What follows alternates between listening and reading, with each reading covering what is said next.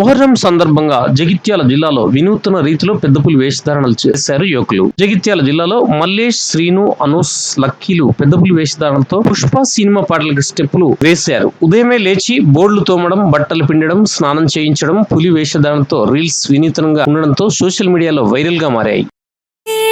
అగ్గిరవ్వ మాదిరే ఉంటాడే నా సావే,